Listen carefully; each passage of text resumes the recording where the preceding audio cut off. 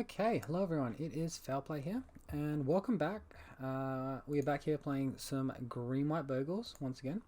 Um, so if you're unfamiliar with the list, we are playing 20 lands. I've got 4 Horizon lands, Horizon Canopy in fact, 4 Razor Verge Thicket, which are the fast lands, 4 Temple Gardens, which are the fetch shock lands, Windswept Heath, fetch land searches for forest or plains, got that as a 4 of, and then we got the 2 basic, the plains, the 1 basic forest, and the 1 of Dryad Arbor, which is a forest dryad, so you can fetch it with Windswept Heath.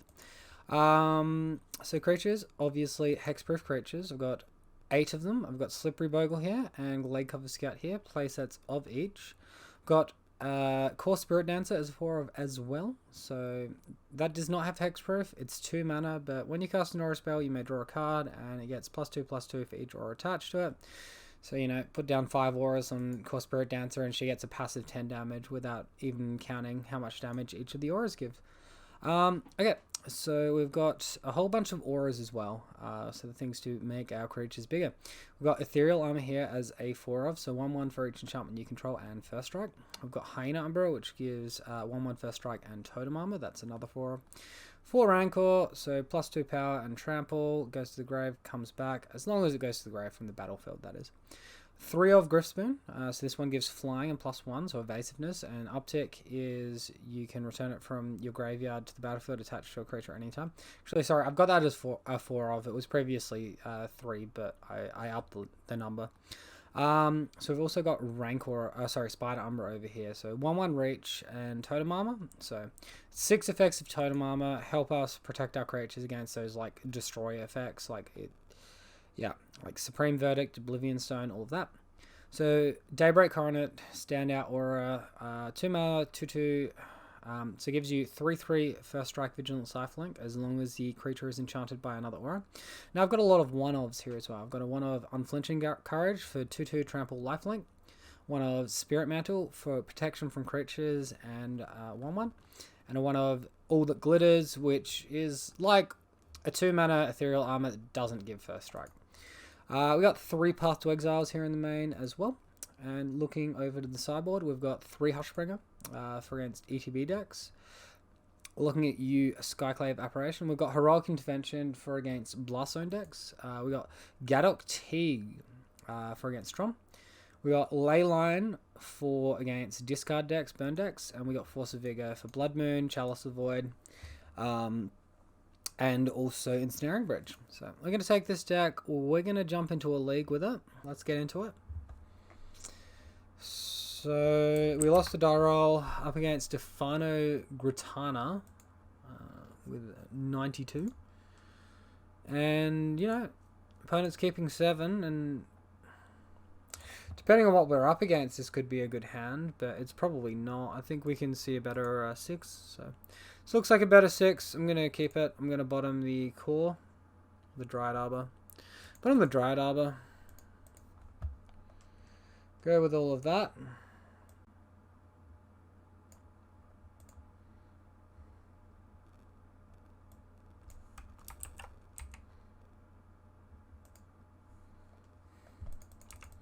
Opponent on the Windswept Heath plan into, what are we doing?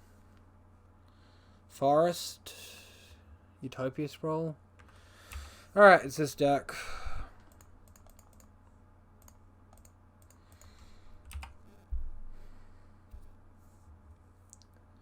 Well, of course, Spirit Dance is going to be useful to help us win this. I don't think Bogle's going to go far enough. They can reclaim her for a Blast Zone as well. They have a 1 of Blast Zone in their deck. So we're most likely just best off jamming Core Spirit Dancer, hoping it survives until our next turn, and then unloading auras on the core. So, yep. It's going to be the plan.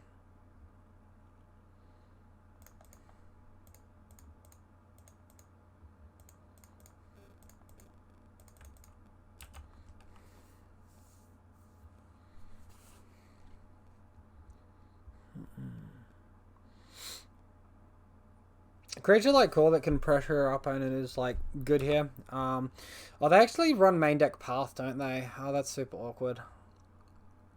It's like super duper awkward.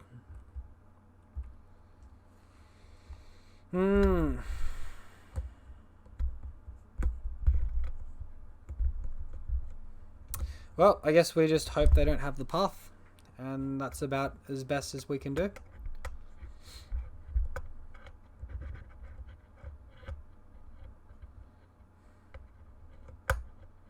So if you don't know the interaction, this like sacks a land to get a land. Flagstones, when it goes to the graveyard, they can search it for a plains. So they sack it, search for a flagstones, it enters, they get a plains. So they just ramp themselves a land for free, and they can do that, you know, mostly indefinitely.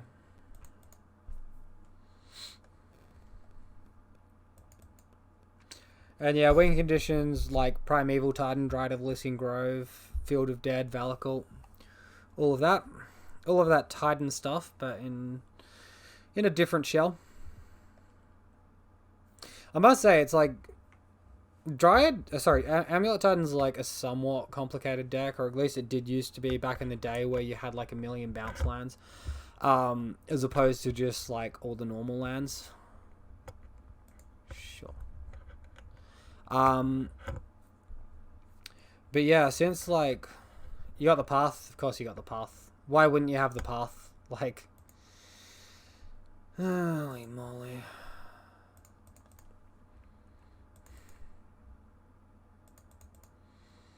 They did that upkeep instead of draw step, which was a bit funky. I don't quite get it, but whatever.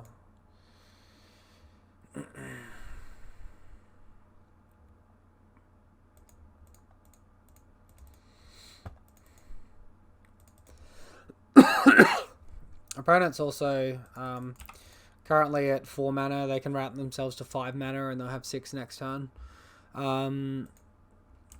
They can sack the Flagstones for Castle Garenbrink at this stage and do a 5 mana Primeval Titan as well.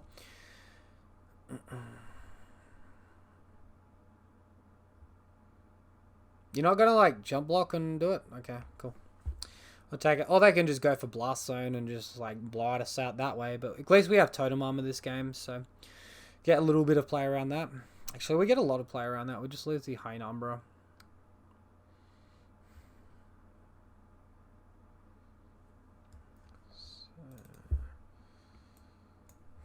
Update this record as well.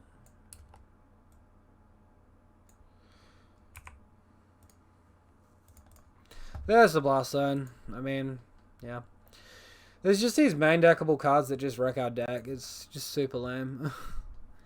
Shadow Spear in like 5th round last leg. Shadow Spear in like a Cheerios build with Colossus Hammer and all of that. But yeah, Shadow Spear, which any Stoneforge Mystic deck can run. Blast Zone that this runs, Amulet Titan runs. Tron runs, Expedition Map that Amulet Titan runs. Like, there's just so many cards that just wipe our deck out these days. It's very frustrating. Terminus is like one that's been around forever, but like similar thing. Terminus gets around Totem Armor as well, which, you know, obviously makes it worse. So here come the Field of Dead tokens, obviously. Like, Field of Dead, probably just double Field of Dead, realistically. Next turn, they're going to start attacking us for a lot. We need to, like, top deck Path to Exile into Daybreak Coronet. If we do that, we have a decent chance, but if we can't manage that, then we probably just lose.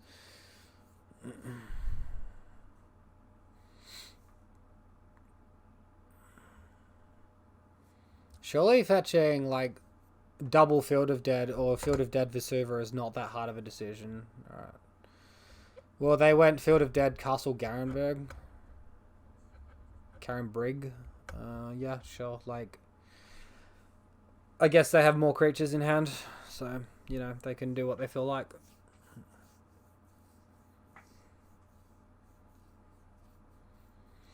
Path or bust.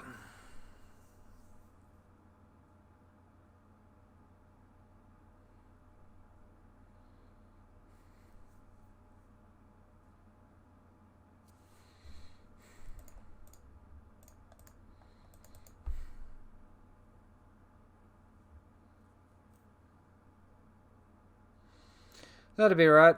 Do I have like any out here now? Currently taking 10, 13, so fucking waste of time. Get out of it. Cool. I mean, you know, we might have some play with jump blocks and stuff if our totem armor wasn't completely invalidated by Blast Zone, so... You know, shit happens. So Heroic Intervention is good here. Hushbringer probably bad. Core is like medium because they run Path to Exile, so I'm not really that in love with Core. I think we can definitely take out 2 Core Spirit Dancers for 2 Force of Vigors, and that's an answer to the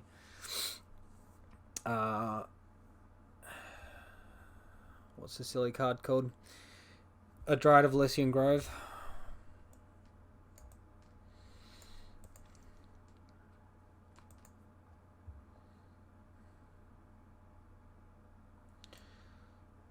So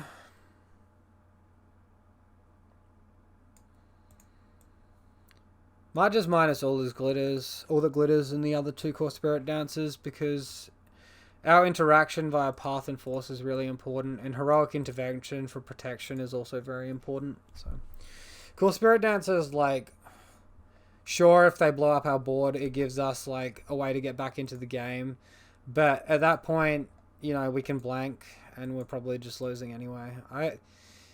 I can't keep a 1-lander here. I need something with more assurance than this. I mean, it has actually it has double Rancor Ethereal. All right, let's keep.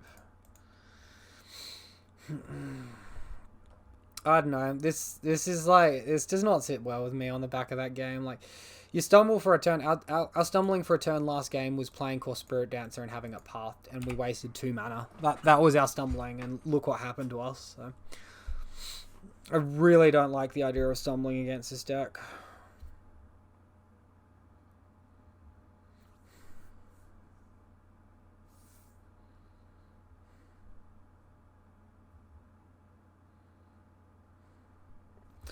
Of course, they've got the 7-card land Reclaimer. Yeah, like, keep 7 Reclaimer and they're 7 every time. Only 4 of the creatures in the deck. Come on, land. Thank you. Thank you. Alright, we're going to race. We're going to play the Ethereal.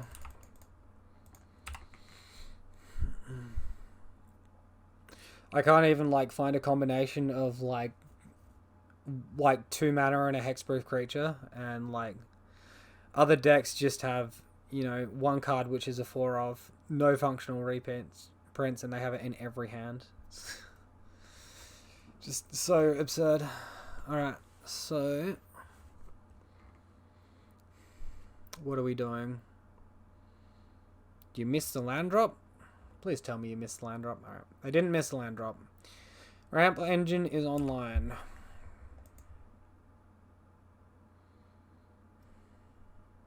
I like to see a totem armor effect here. Why have you still got that stop on my upkeep, dude? Like, chill.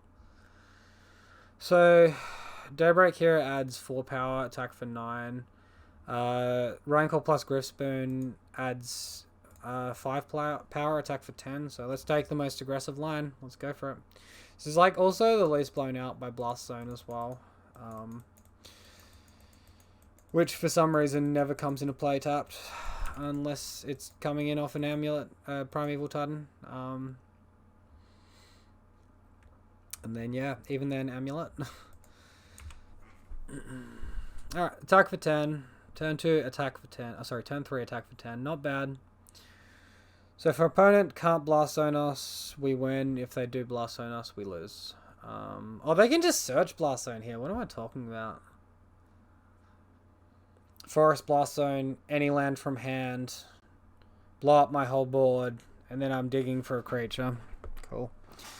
Cool. Here it comes. They saw the line. There it is. Turn 3, we lose.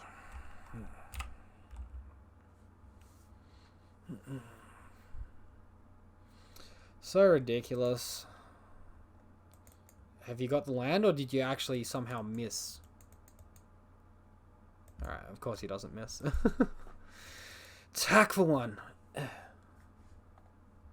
Alright. He sees all the lines.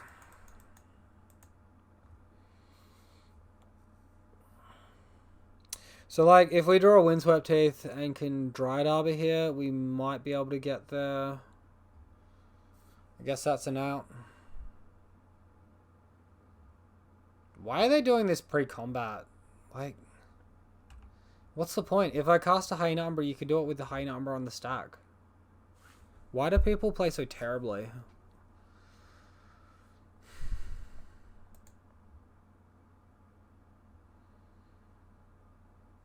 Yep, looks about right.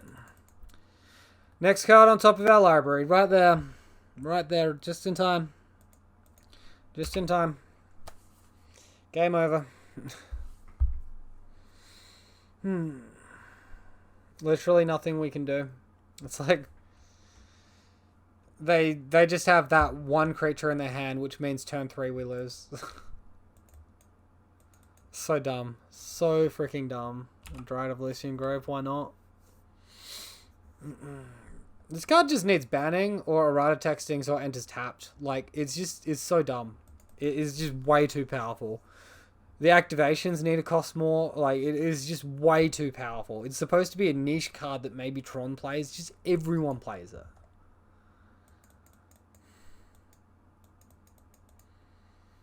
Absolutely ridiculous.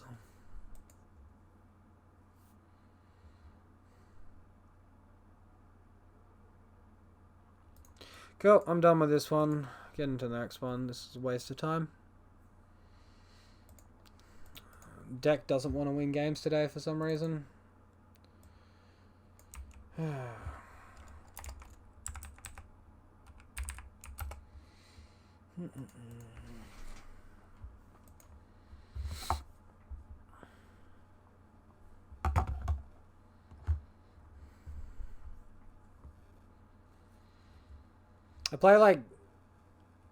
I've played 3 leagues this week, gone 3-2 in all of them, been really lucky not to 4-1 in all of them.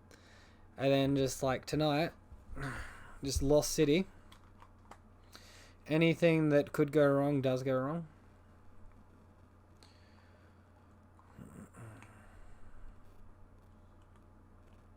Actually, if my opponent's playing around Heroic Intervention, then Blast Zoning during their turn is a good thing. That is the only... If they're playing around that one card, which is a super niche card.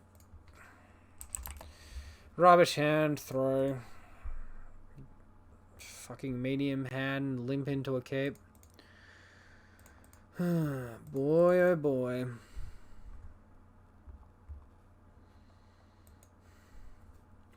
Hand's like fine if we, you know...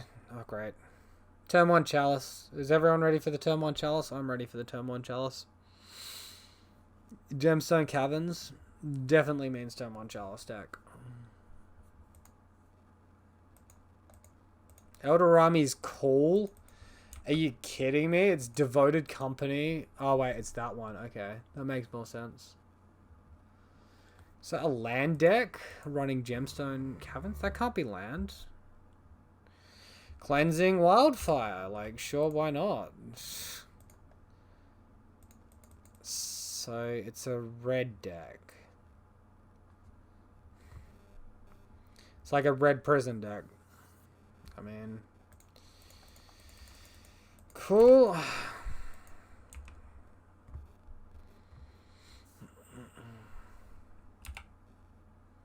So playing this plays around, like, Anger of the Gods or something. Now they've just got like a boom as well. Sure, like...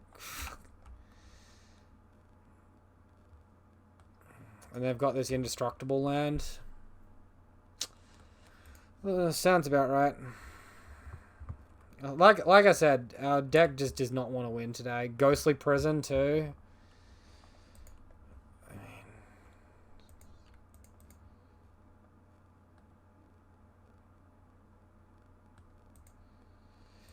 When am I ever going to be able to attack now? Like, my opponent's probably running Blood Moon as well.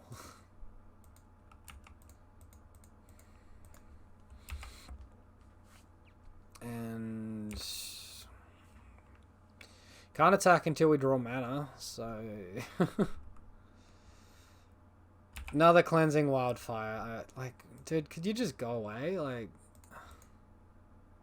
what is this absolute shenanigans? These antics are ridiculous.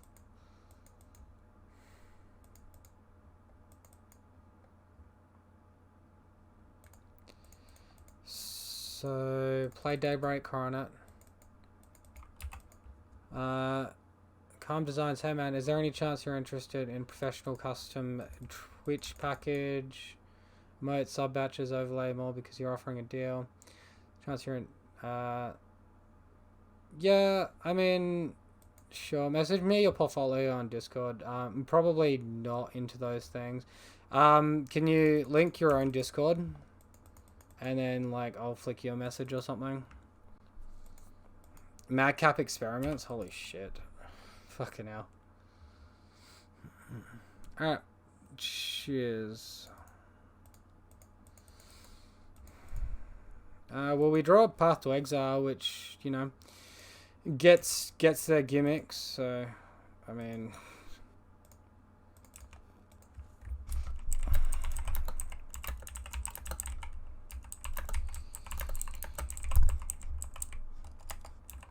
I probably should have played like a Grisburn there.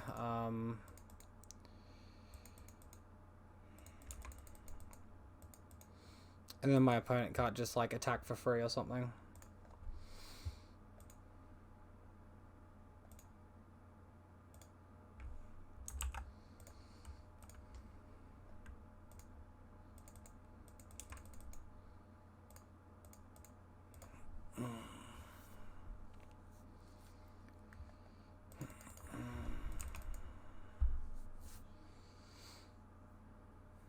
Alright, so we might as well attack here.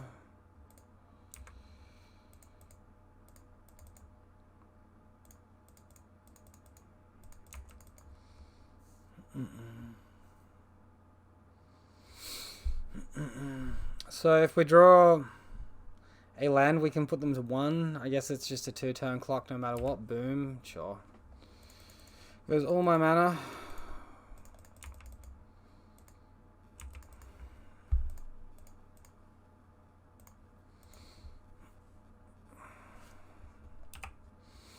Alright, we put our opponent to 2.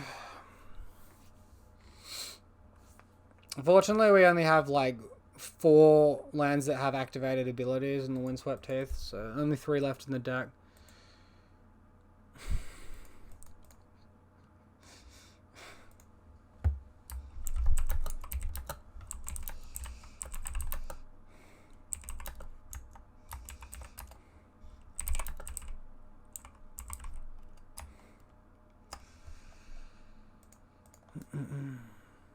Alright, so some Boom Bust deck, like, I mean, Heroic Intervention's reasonable.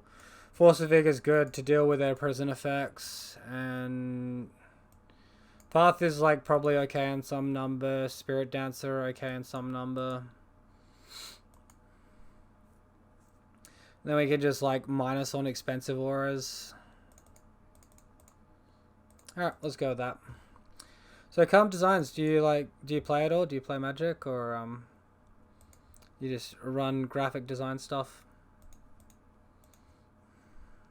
We'll keep this one. Bitchy Dryad there.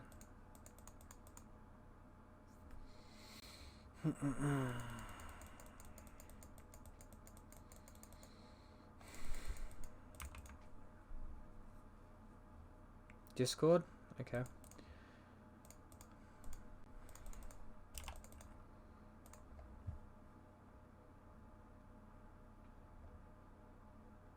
As in, like, you want to talk on Discord, or?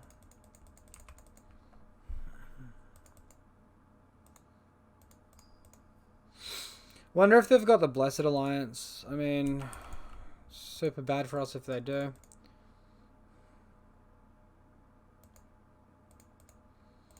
Can't really afford to play around it though.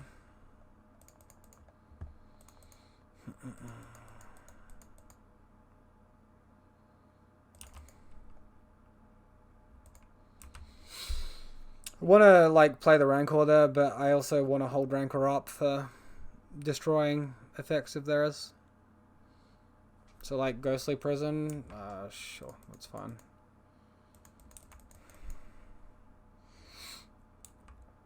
Ghostly Prism is like way less scary than Ensnaring Bridge, so I think I'm fine with that staying there. Ethereal Armor here. Attack for 6. Pay. Put our opponent to 11.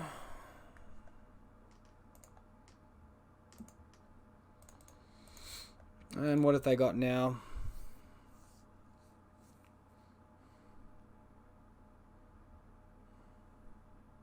Second Ghostly Prism.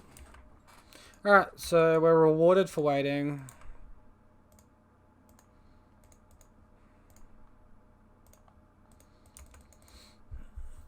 And anything off the top. Sure, I'll crack this one. I might as well shock.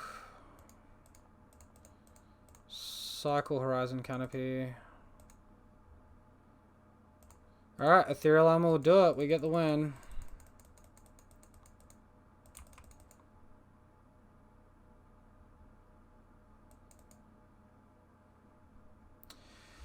Boy, that was an interesting one. Alright, well, we got through there on the skin of our teeth. I think that was pretty lucky.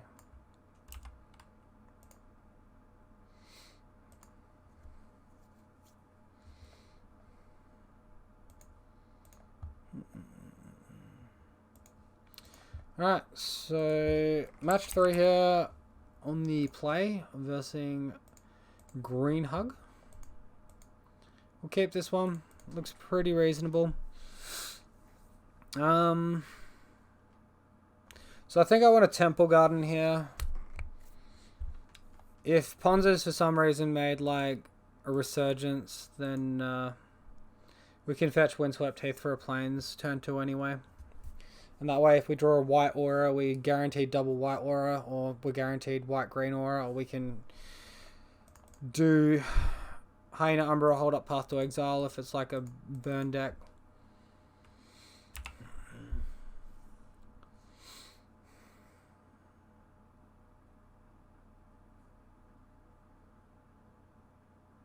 Utopia Sprawl, wow. Is it Ponza or is it the Omnath deck?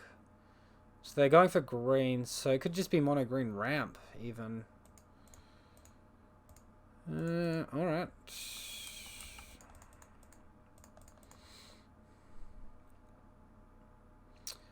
Might as well crack this now, go for Spirit Mantle because it's the most mana efficient thing. I don't think I'm going to be wanting to Path to Exile a 3 mana creature.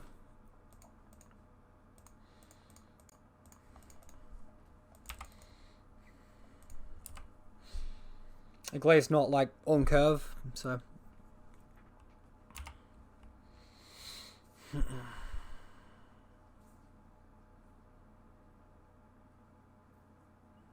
Alright, some sort of mono green ramp here. We top deck the Daybreak. It's pretty reasonable.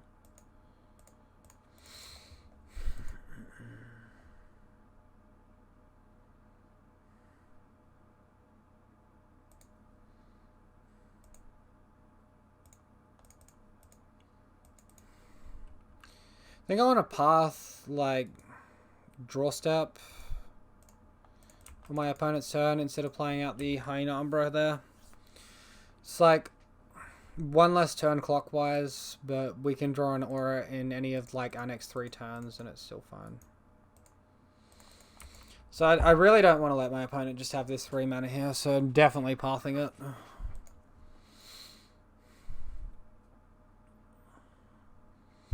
Now they have access to like 5 mana draw steps, so maybe they can Collected Company. I have a feeling like their deck's doing something more sinister than Collected Company. Or like something bigger than Collected Company, I should say. Coco's not that sinister.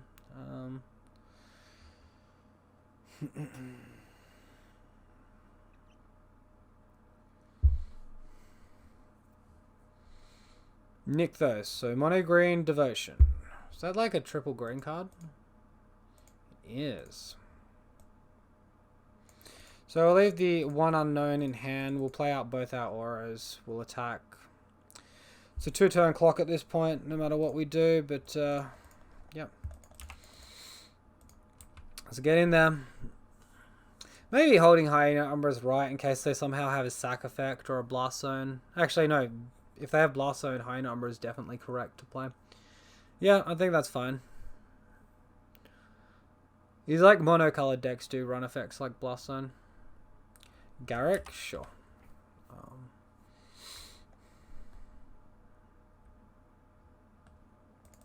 So they can't jump block, so we just killed them.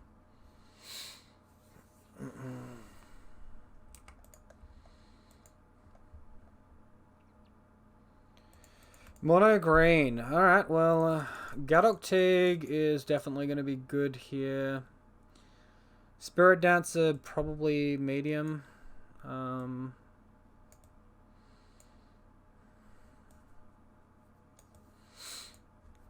Path is probably going to be necessary in some sense. Hushbringer might be okay as well. I feel like we want some number of heroic intervention, like maybe 2. Force is good. Probably 2 path. Let's go 2 Tig, 1 core. And then I'll just minus Spirit Mantle, all that glitters, and we'll go with that. Alright.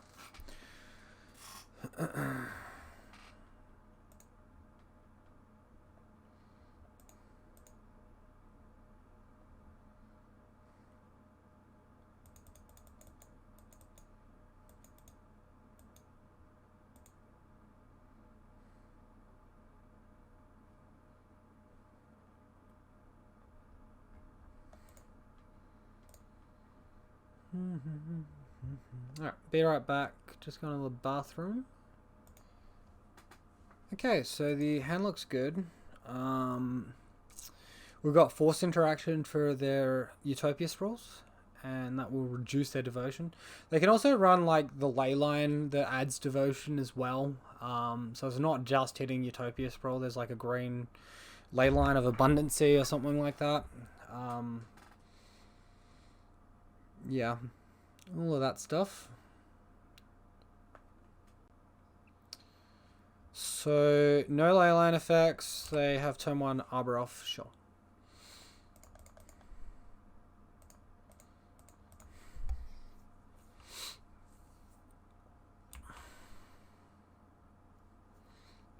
So Arbor off is obviously really good if they have Utopia Sprawl. Birds of Paradise, sure.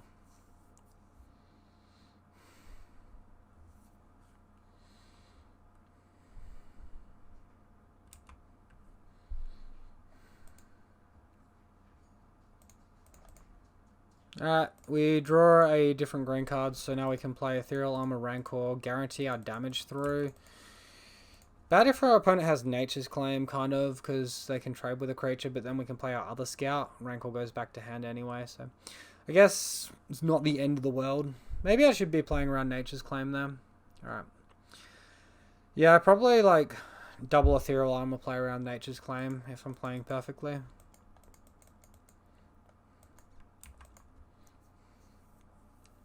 So they've gone to 5 mana. They've got Garrick now. Sure.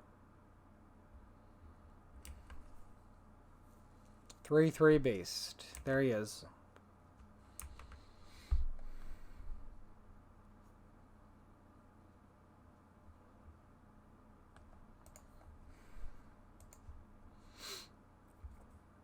Sure. So I'll just completely ignore what my opponent's doing. Put down another Rancor, another Ethereal Armor attack for I think it's 12.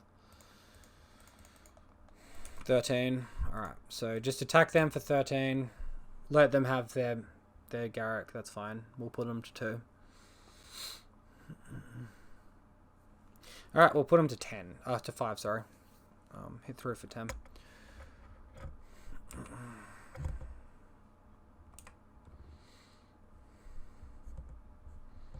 Alright, what have they got now?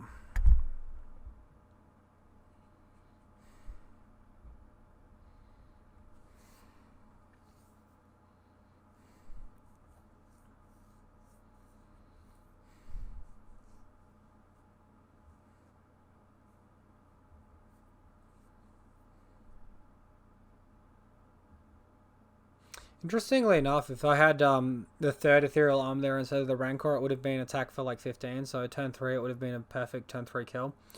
5 and then 15 the following turn. Or I suppose if I just drew a mana source and played the Hyena Umbra, I would have got double buffed up for that as well. So yeah, interesting stuff.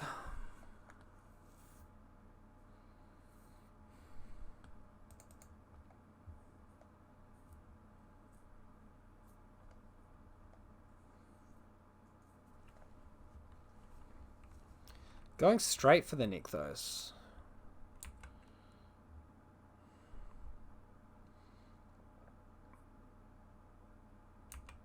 Sure. So they've got an 11-11. They draw 11 cards? Wow.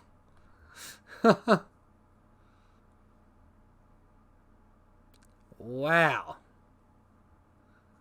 That thing is huge.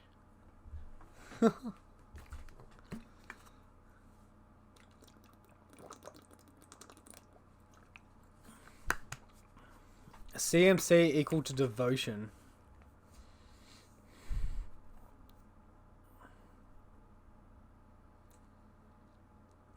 Hopefully they go double Utopia Sprawl here so I can eat 2 of them. They don't. Oh, well there's the double Utopia Sprawl. Alright.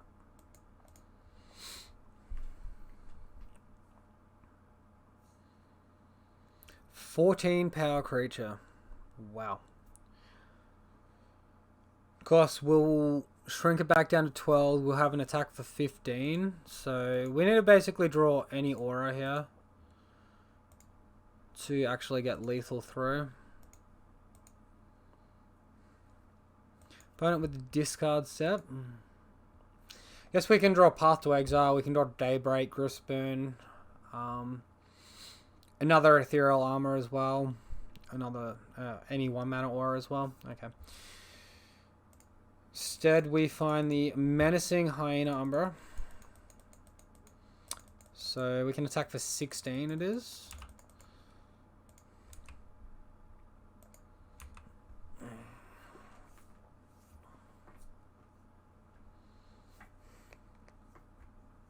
Sure. So they're going to chump block 13 of that. We're going to trample 3, put them to 2.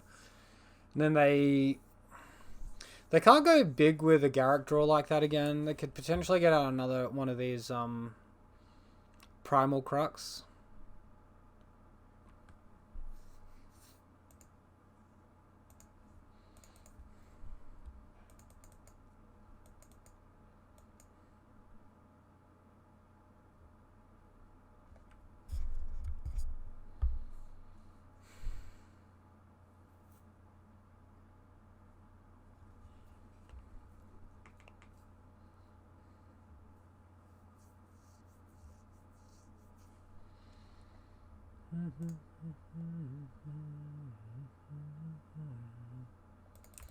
Creatures you control have haste. They do. Exile Simian Spirit Guide. Where'd they get red mana from the birds? Huh.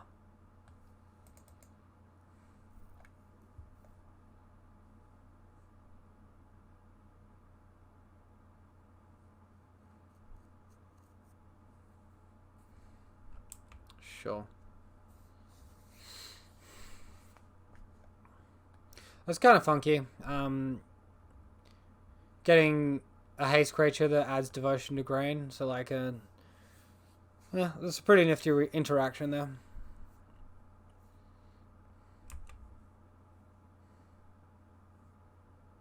Opponent's like trying. I'm not sure they can do it, but maybe they can. If they have like, I guess another Garruk, then... Or they can, or Giant Hydra, trample. Okay. This spell costs 1 less to cast for each green creature you control. Did you just play a 0 costing Hydra? Wow. Wow. Dang.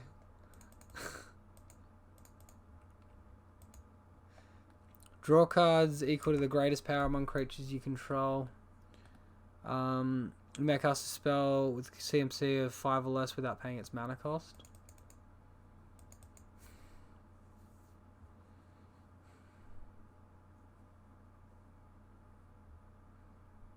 So what turn is this? Turn 5. Eternal Witness in the grave. That's a cool art for Eternal Witness. Very gypsy inspired.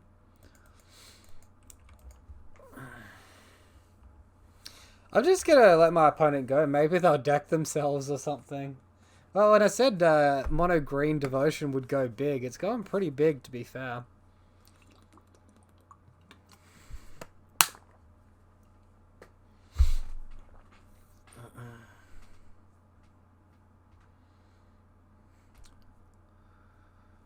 Casual, 23 cards in hand.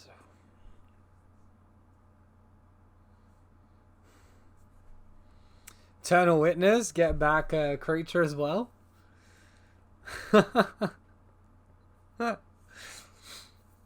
Oh, this is wild. This is absolutely wild. We'll let our opponent have their fun.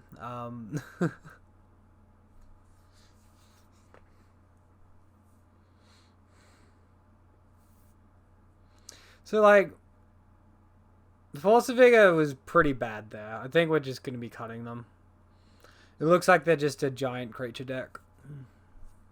I wonder if they've got the Cradlehoof Behemoth as well.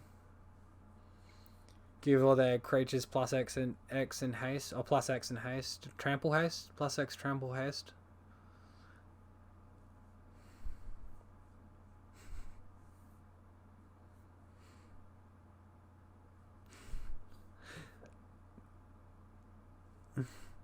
And then they just like gut shot me or something. Be pretty funny.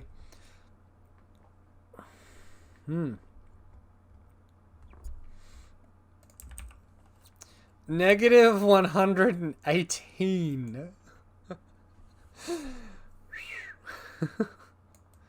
Far out. Alright, Path, you can come back in. Gadok Tig, you can go in there in its entirety. Actually, Core's pretty good.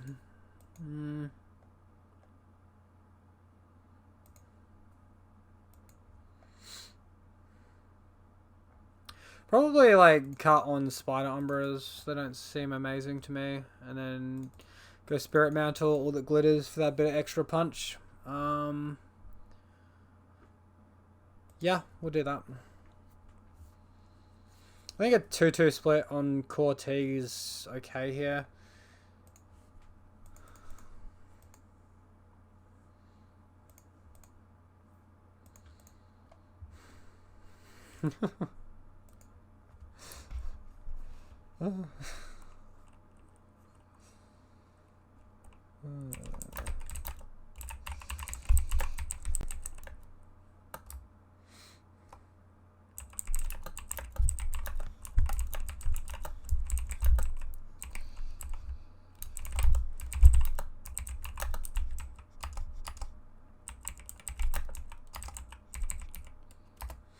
Alright, so we're going to keep this one.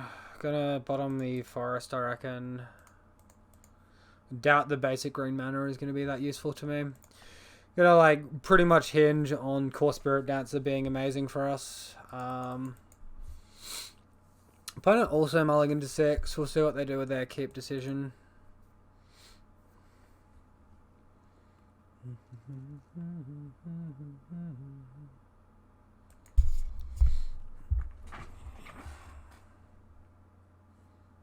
Oh, cool.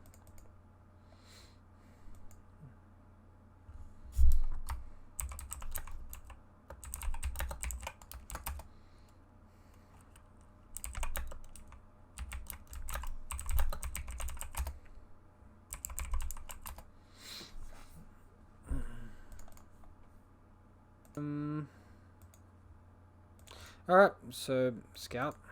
Get out there, Scout. Do your thing.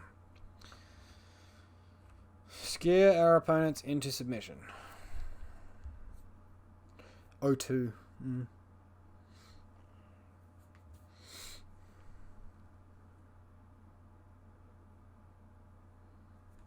Well, I think it's nice that we let our opponent have their fun if it's their first league and they're currently 0-2.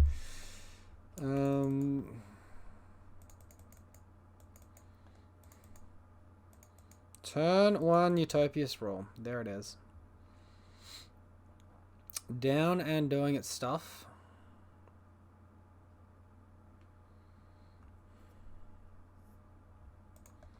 Heroic intervention.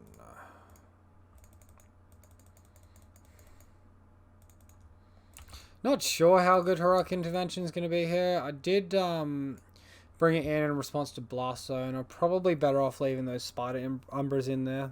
And obviously my Spirit Dancer would be bigger. Particularly with the fact that the removals probably dismember if they have it. So yeah. Big mana guy. Draw Griffbone. A Daybreak, I mean. It's a pretty good draw.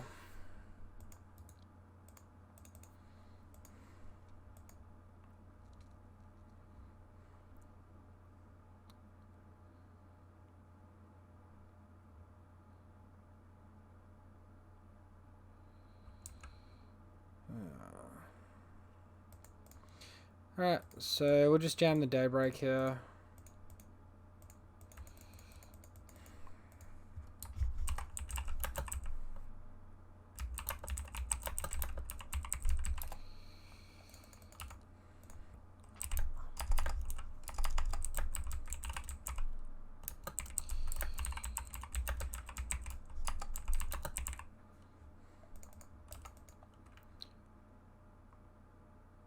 Did I just not attack? Whoops. Whoops-a-daisy. Alright, so I just missed 8 points of damage on my opponent. I think we can just like combo kill them next turn. Unless they can give that haste. Alright, looks like they're just setting up for another turn. Alright. So we'll lead on Rancor here. Leave Razor Verge Thicket in hand in case we draw a different land, which casts an aura.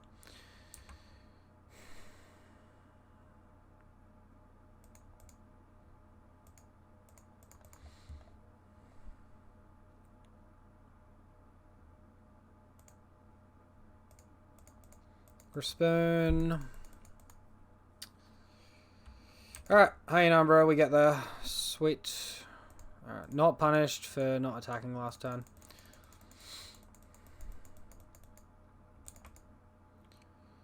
Alright, well, they went off game 2, and we have certainly gone off here game 3.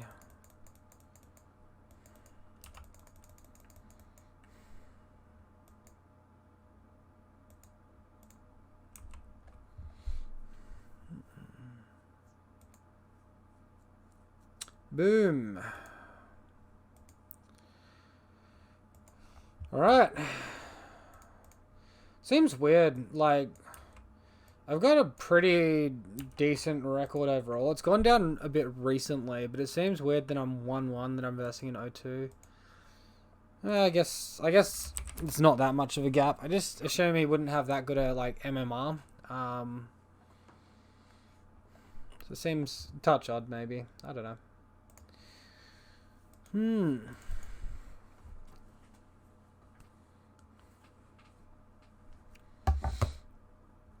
Alright, opponent currently AFK. And they're casting an Opt. Well, yeah, it still could be Restore Balance. I really hope it's not. I don't have very much in the sideboard for them. Like, Gadok T can shut off the Electro Dominance side of it. It's still not great. Greater Gargadon. Well, you're on the money, man. Jeez. You are absolutely on the money. Holy moly. How do you do that? Oh, you know the person, do you? Okay. So, Freydev 1988 is a Restore Balance play. Oh, that's good to know. So, just attack for 3 here. Opponent with a Greater Gargadon on Suspend. Just, expand that one out. As foretold. Here it comes. Oh, Crashing Foothills? I can beat that card.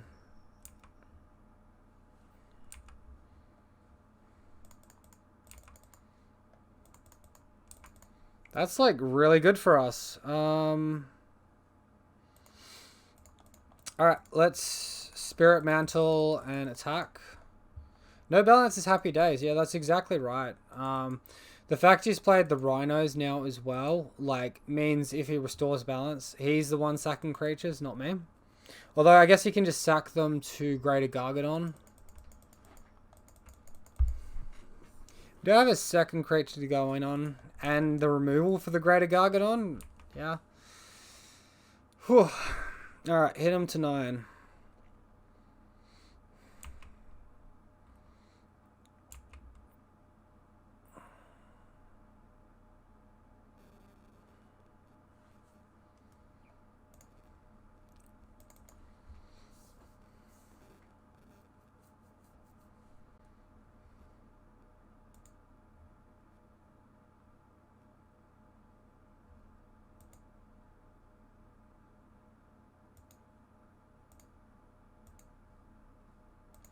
Alright, they're thinking through their turn. Well, I guess that means they have decisions to make. As it is, if I draw mana next turn, and I play all the glitters and Hyena Umbra, I'll add 5 power, and that will be exactly lethal.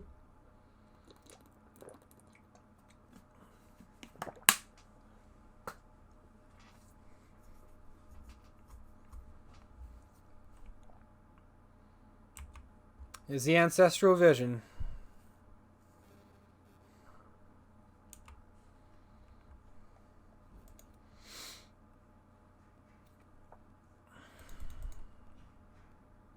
I think I'll play... Yeah, I'll play one Hyena Umbra here and attack them. If they restore balance, I can path my own scout and get the land ramp so that I can empty my hand out onto my next creature. Or I can just save the path for the Gargadon. So we'll hit them to 4 for this turn because we can't do lethal. They'll sack their lands if they draw balance. Ah, true. True. Alright, let's just hope they don't draw balance. Oh, we're on 6. Oof. Alright, let's hope they don't draw balance or lightning bolt.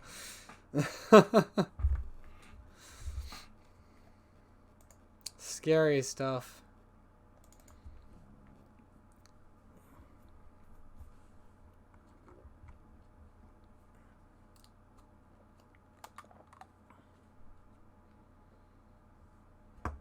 What am I doing? I should bring up the chat on screen here, so everyone that's watching full screen, if there's any other viewers, can all appreciate it. It says there's 1 viewers, but I've had like that saying 1 viewer watching, and then like I've had multiple people talking, so it's not always accurate, I don't think.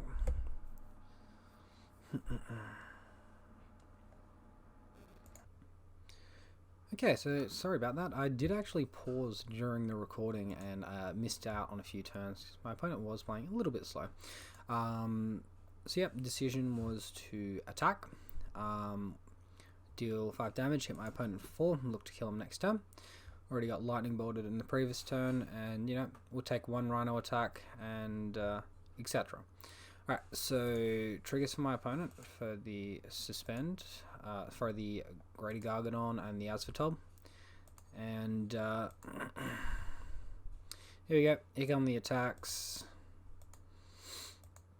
And my opponent attacks in for 8, so we hit down with Path.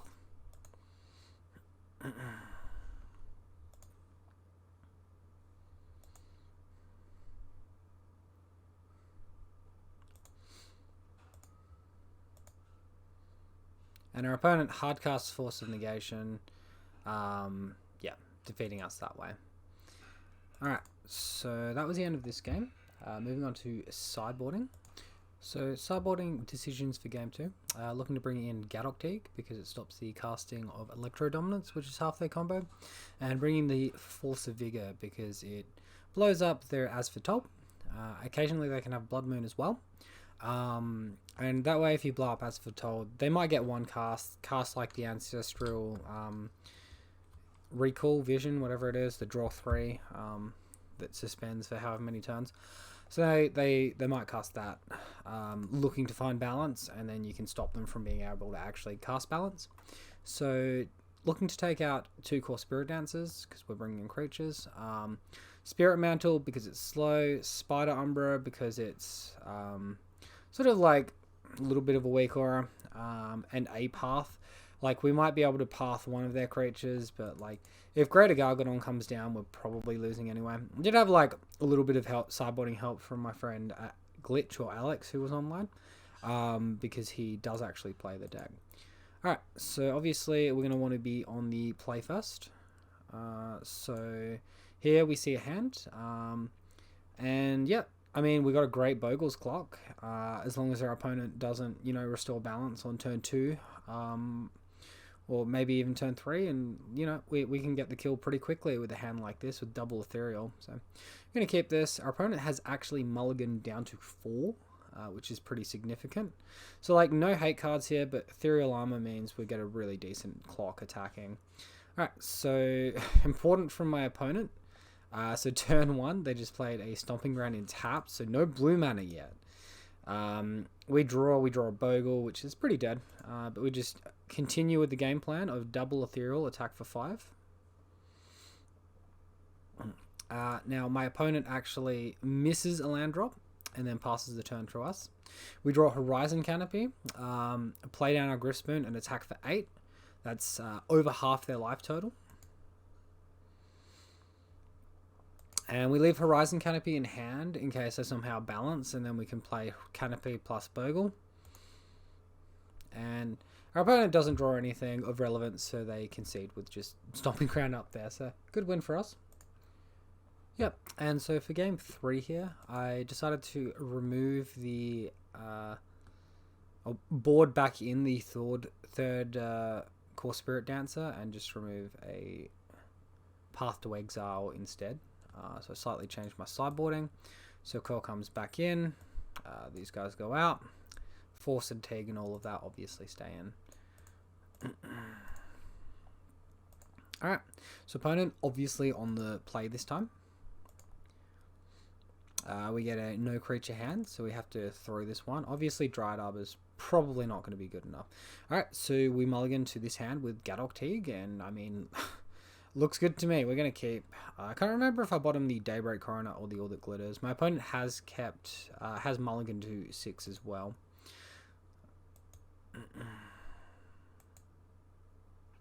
So they choose to keep their 6. I choose to keep mine. Ditch the All That Glitters, which seems like probably the best ditch there.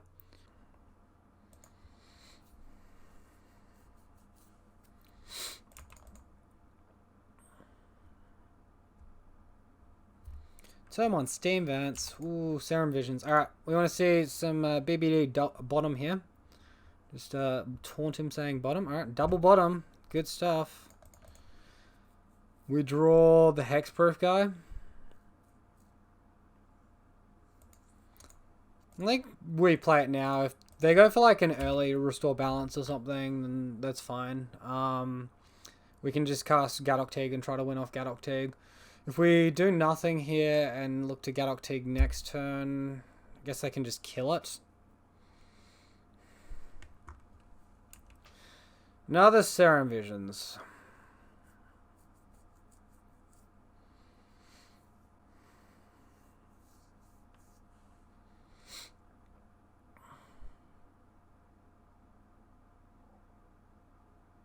There's the Gargadon on suspend. Alright, so I'm just gonna slam this Gadok Teague here and hope they have the Electro Dominance hand. They put 2 cards on top of their library with the second Serum Visions there.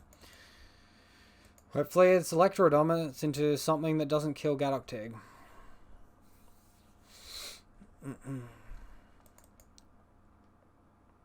Yeah.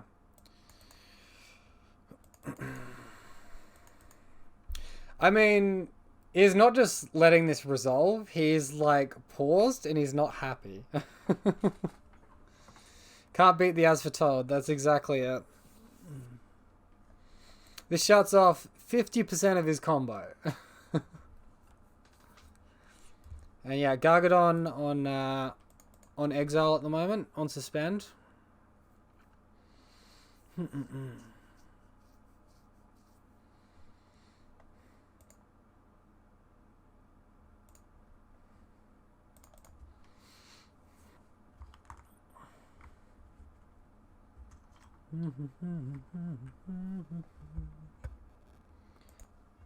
Not the restore balance.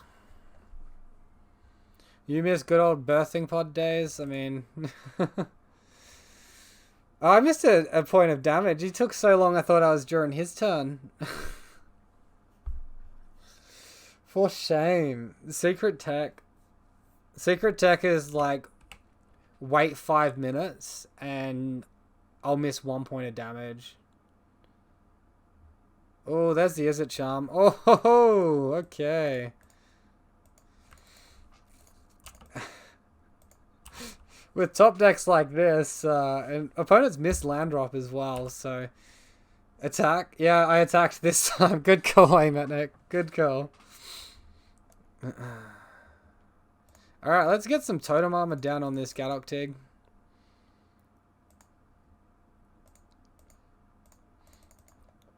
I know I'm probably one of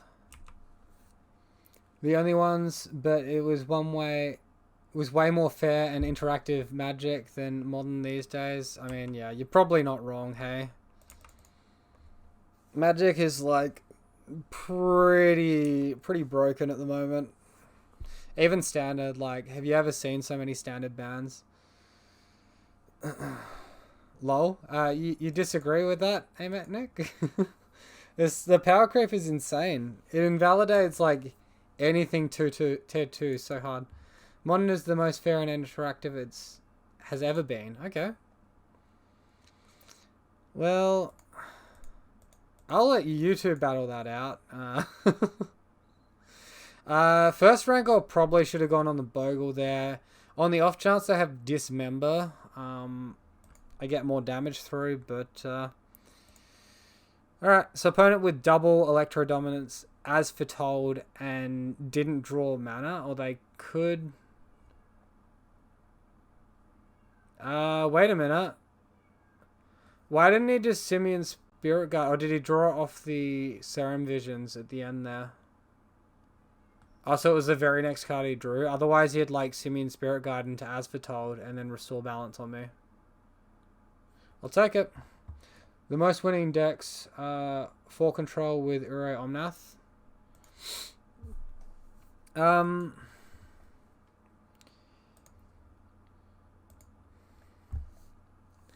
Interesting. Maybe it's just from someone that plays a whole bunch of Bogles. They just feel a little bit outdone by everything that's going on.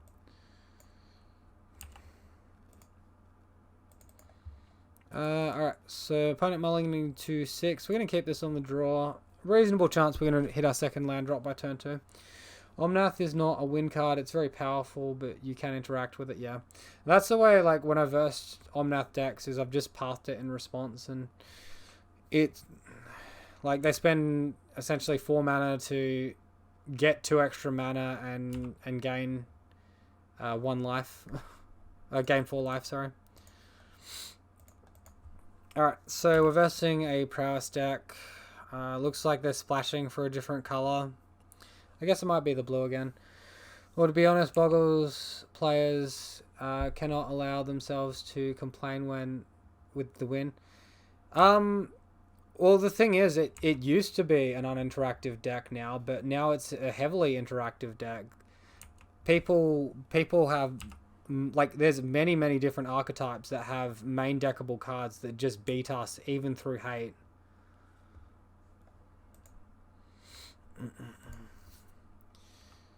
Alright, we're on 10. Opponent 2 cards left in hand. Think we want to slow the game down. don't see us getting them with why their life total's so high. Alright, so they get the crash through because the format has got stronger overall. Yeah, well, it's got stronger overall. But it's leaving a lot of different archetypes behind, not just Aura Hexproof.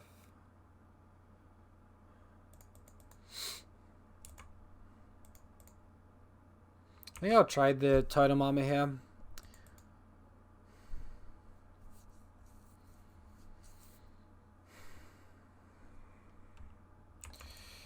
Alright, we'll attack for 1 and start rebuilding with this path.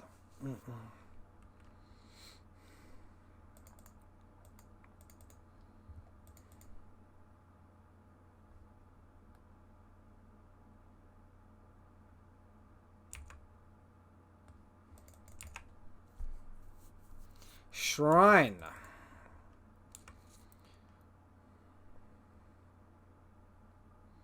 Alright, well, I'm going to need to find life gain soon, and I'm going to need to find a land that doesn't hurt me, or else this Burning Shrine is just going to defeat us.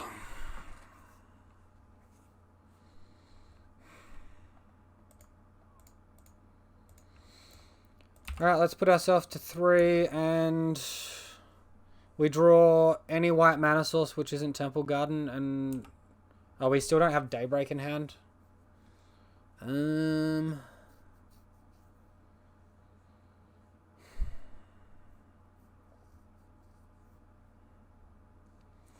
Alright, they got there. So, they might be splashing a color. Force is good, Leyline is good. Core is weak.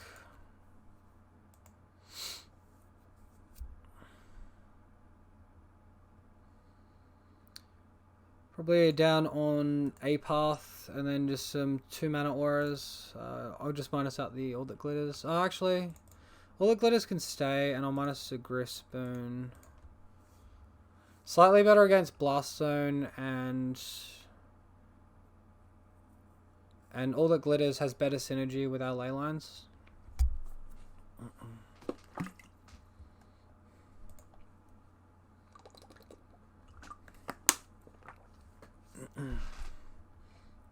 Why Force? We just saw Shrine.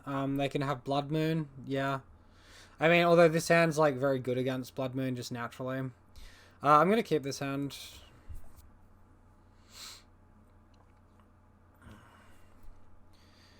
Lead on... yeah. Were you here, Ametnik, when you saw the Shrine of Burning Rage then? So I guess it has potentially 2 targets between the Shrine and the Blood Moon. Opponent mulliganing to 5. It's got to be decent for us. Not enough to bring in Force. I mean, it depends. Like, maybe Path is better than Force, but like, maybe the Heroic Interventions are too. We did also see a fetch land turn 1. It just fetched Mountain, and we only saw Mountain, but they're probably splashing a color. They might be splashing for black. Discard. Yeah, I don't know. I guess Force is a bad argument for that. Okay, so I got sidetracked. I was thinking of Leyline, the other 4 mana card. Alright, so we can attack for 4 here.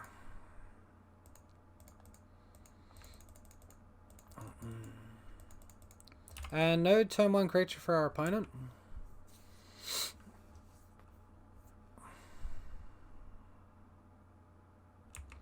Alright, turn 2 Swiftspear. With a crash through. And attacking.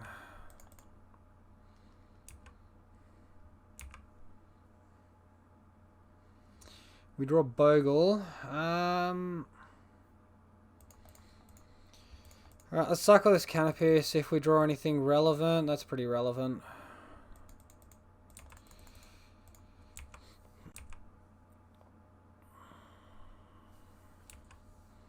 So we'll attack for, if we leave Bogle in hand, we play around Blood Moon and can resolve Daybreak, and It's unlikely they're going to kill us with just the one creature.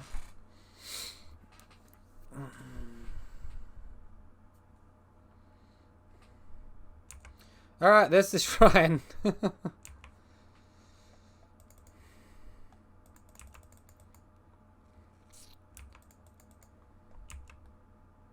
Turn 3, my opponent's missed a land drop here as well.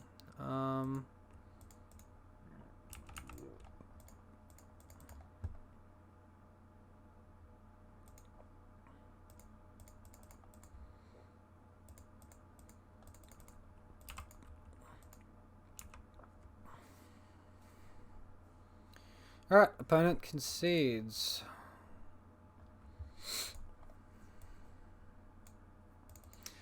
I think maybe I like the extra path on the play. And I'm still scared of Blood Moon, so I'm going to leave in the fourth. I don't know if it's wrong or not, but if it's wrong, I'm willing to live with it. Alright, great hand, we'll keep. We only take 2 damage from our lands. Our opponent's mulled to 6. We got lifelink, we got trample, got totem armor. We actually win through Blast Zone, potentially. Turn 1's Monastery Swiftspear. Yep. So we're to 19. We draw Windswept Heath, which means we can take 1 less damage with our lands.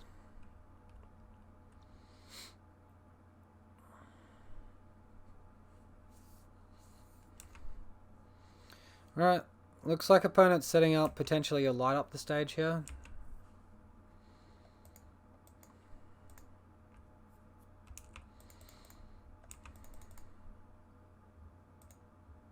And they've bricked on land. Alright, that's pretty fortunate for us.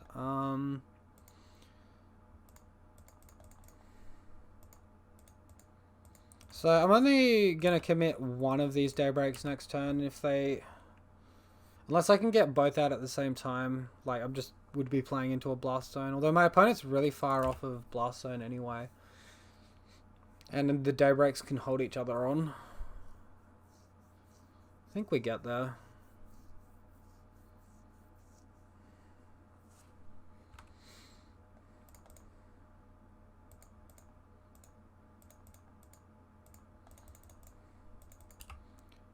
Alright, in for 7, go up to 16, opponent down to 8.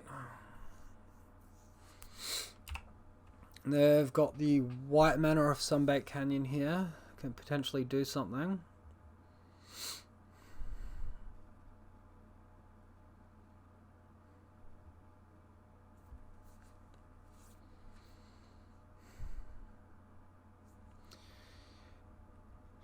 Alright, crash through. If they go like land Manamorphose, Lava Dart, we might be in trouble. Otherwise, I think it's a pretty safe block. Second crash through? Okay.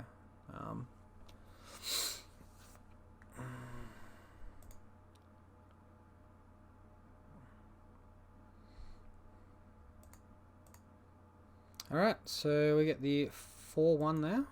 And yeah, I think I'm still pretty happy with the list and the inclusion of Heroic Intervention. Heroic Intervention didn't get play here, but at the same time, there's lots of Blast Zone running around, so we do need it. I think, actually, did I verse the Elvish Recruiter deck thing? The other variant of Primetime? In match 1, I think I did. I think I did slide Heroic Intervention in, even if I didn't see it. So far from what I'm seeing, I don't mind. I did cut a Spirit Mantle for a Griffsburn, and it seems like the slightly lowered CMC curve is okay. Obviously, it can be weaker against effects like Blast Zone, Chalice of the Void, etc. But yeah, seems good to me at the moment. Happy with the list. I'm just going to leave it as it is until I feel like I need to change something. So I'm going to finish up the video there. I'm going to finish up streaming as well. I'd like to thank everyone for watching. I hope you enjoyed the video. Let me know down below if you did in YouTube. And Other than that, if you're new, be sure to subscribe for daily content and ring the bell for more. Thanks once more. I'll see you next time.